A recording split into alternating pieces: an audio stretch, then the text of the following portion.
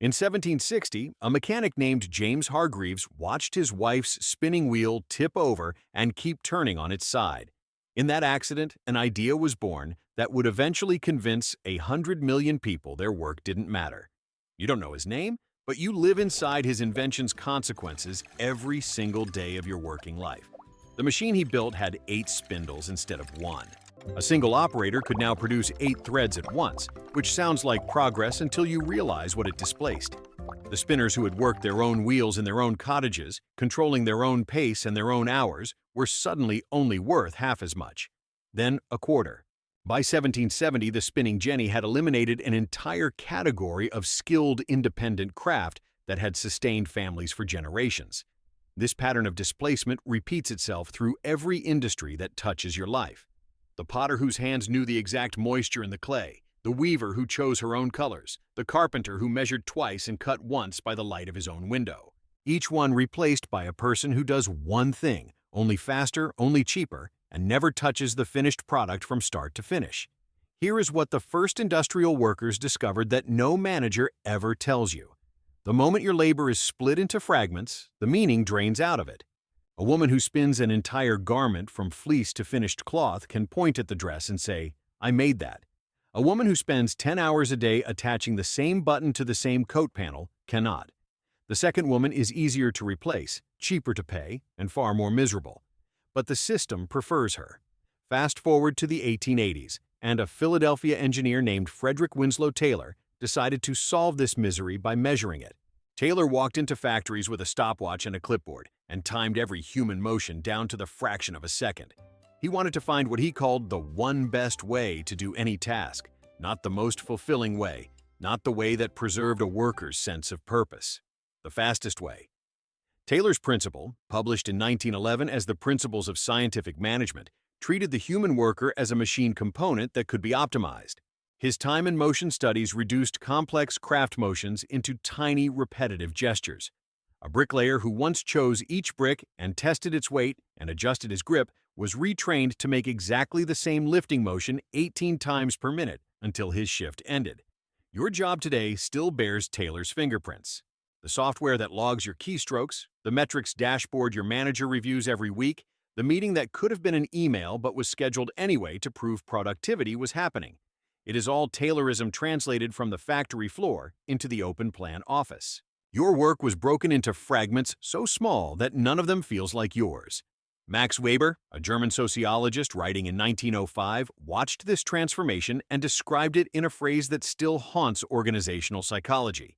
He called it the iron cage of rationalization. Bureaucratic efficiency, he wrote, erodes individual purpose because it replaces human judgment with procedural rules. You are not deciding, you are executing. The cage is invisible until you try to leave it and discover that the system has no use for a person who wants to think instead of produce. Weber was not describing malice, he was describing architecture. The system was not built to make you feel fulfilled. It was built to make you predictable, interchangeable, and cheap. Meaning was never in the specification sheet. Weber's iron cage isn't a metaphor you can just step out of. It's welded into the schedule, the open plan, the meeting culture. If you want to see exactly how the cage was built, piece by piece, and which corporate rituals lock it shut every day, subscribe so you don't miss the dismantling. And in the comments, write the word cage if you've ever felt the walls tighten during a meeting that should have been an email.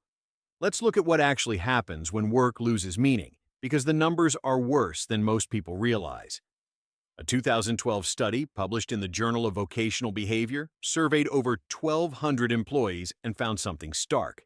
Workers who scored high on a work as meaningful scale reported a 68% higher overall life satisfaction. Not 10%, 68. The reverse is equally brutal. In 2019, researchers Bakker, Demirudi, and Sansvergel published a study showing that low perceived job significance predicts a 27% increase in burnout symptoms. That is not a minor drop in morale. That is a physiological collapse. Your body knows when your work feels pointless, and it punishes you for it. But here is what nobody tells you about burnout and meaninglessness. The fatigue you feel at 2 in the afternoon, the dread that settles in your chest on Sunday evening, the 5-minute stare at a blinking cursor because starting one more spreadsheet feels physically impossible. That is not laziness. That is your brain's defense mechanism against activity that has no connection to outcome, no visible impact on another human being, no signature that says, you did this. Kahn's 2020 meta-analysis of 45 studies found that psychological meaningfulness mediates 34% of the relationship between job autonomy and employee engagement. Translate that out of academic language. When you have no control over what you do and no understanding of why it matters, a third of your willingness to try disappears. Your motivation isn't broken, your conditions are. Think about the last time you completed a task that gave you satisfaction. It might not have been at work. It might have been cooking a meal, fixing a loose shelf, writing a letter, planting something. Notice the pattern. You touched the whole thing. You saw the beginning and the end. You made decisions along the way. That is the opposite of Taylorism. The OECD's New Economy Report, published in 1996, celebrated the shift from manufacturing to service and information-based jobs. It promised that knowledge workers would find more autonomy, more creativity, more meaning. Except that report was written by organizations that measure economies in output per hour, not in human satisfaction. The knowledge economy delivered knowledge work that was just as fragmented, just as surveilled, just as meaningless as factory work. Only now you stare at a screen instead of a conveyor belt. A 2021 survey across 12 countries by Wang and Xie found that 42% of respondents felt their work lacked purpose. In low-skill service sectors, that number climbed to 55%. More than half of the people in those jobs spend their waking hours doing things that feel like nothing, and they are not wrong. The system was not designed for them to feel right. Perhaps the most telling number comes from Gallup's 2022 State of the Global Workplace Report. Across 1.5 million respondents in 195 countries, only 15% of employees said they were actively engaged at work. That means 85% of the world's workers show up, do what is required, and feel nothing. 12 million active profiles analyzed by LinkedIn in 2024 showed that turnover intention is 28% higher among workers who rate job meaning at 2 out of 5 or lower. People are not quitting for higher pay as often as they are quitting for a sense that any of it matters. What this means is that alienated work, which Marx described in 1844 as a condition where the worker becomes all the more miserable the more he does not fulfill his own nature, is not an accident of modern capitalism. It is a design feature. Taylor, Weber, and the Industrial Revolution each added a layer to an architecture that systematically disconnects you from the product of your labor. The question you need to ask yourself is not, why am I so tired?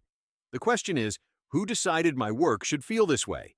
Because the answer is written in factory manuals from 1911, in sociological treatises from 1905, in patent drawings from 1760. You are living inside someone else's efficiency model, and it was never designed to give you a reason to get out of bed in the morning. If this is starting to shift something for you, stay with me. The evidence gets more specific. This is not an accident of history you are observing. It is the blueprint of an entire system laid out before you. If you want to continue dismantling these layers together, subscribe so you do not miss the next part of this investigation. And in the comments, write the word design, because now you know what to call what you have been living inside. Here is where the research becomes uncomfortable. Morgeson and Humphrey's 2022 study experimentally manipulated task significance across 1,100 participants. They found that when workers were told explicitly how their task helped another person, intrinsic motivation jumped by 0.71 standard deviations. That is a large effect. That is the difference between dreading a Tuesday and looking forward to it. And the researchers also found the inverse. When workers were told nothing about the impact of their task, meaning simply not given information about who benefited from their work, motivation dropped below the baseline. Not just to zero, but below zero. Your brain actively resists doing work that has no visible recipient. Notice what this means for your office. If you process invoices and never meet the supplier, if you write reports that nobody reads, if you maintain systems that break again tomorrow, if the human face of your labor is always one manager removed, one department filtered, one quarterly report abstracted away, your brain registers that as a threat to your survival. Because in evolutionary terms, work that helps.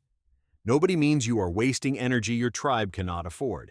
Lee and Kim tracked over 1,200 employees across 3 years, and found that those reporting low meaning at baseline were 1.9 times more likely to quit within 12 months, not within 5 years, within 1 year. The lack of meaning is not a slow erosion.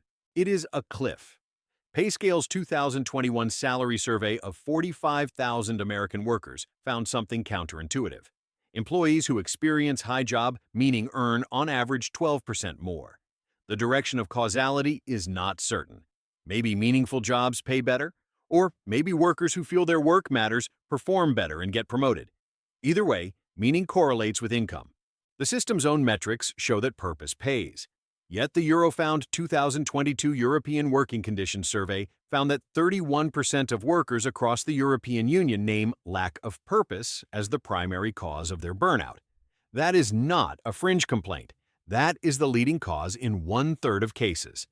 Burnout is not caused by working hard. It is caused by working hard at something that does not connect back to you. You have probably experienced this moment without knowing it had a name.